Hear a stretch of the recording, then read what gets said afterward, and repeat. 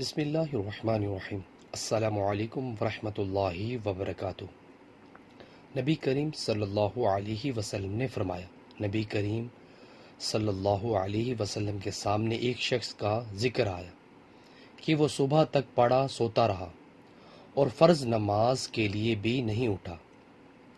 اس پر آپ صلی اللہ علیہ وسلم نے فرمایا کہ شیطان نے اس کے کان میں پیشاب کر دیا ہے۔ اللہ اکبر۔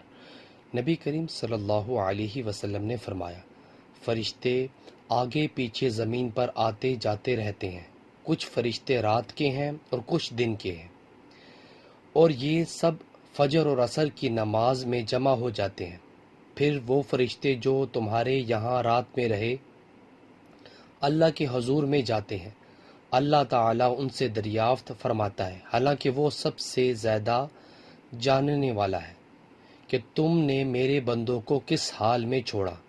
وہ فرشتے عرض کرتے ہیں کہ جب ہم نے انہیں چھوڑا تو وہ فجر کی نماز پڑھ رہے تھے، اور اسی طرح جب ہم نے ان کے یہاں گئے تھے جب بھی وہ عصر کی نماز پڑھ رہے تھے۔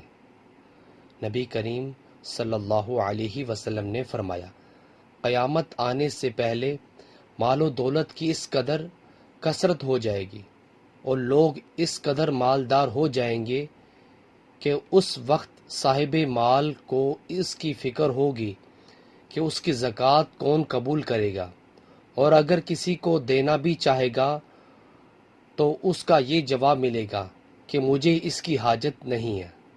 صحیح بخاری کا حدیث ہے۔ سو ویورز، اللہ تعالیٰ سے دعا ہے کہ اللہ تعالیٰ ہمیں بھی اپنی زندگی کو اسلام کے مطابق بسر کرنے کی توفیق عطا فرمائے۔ ویڈیو کو شیئر کریں۔ جزاک اللہ۔ السلام علیکم ورحمۃ اللہ وبرکاتہ۔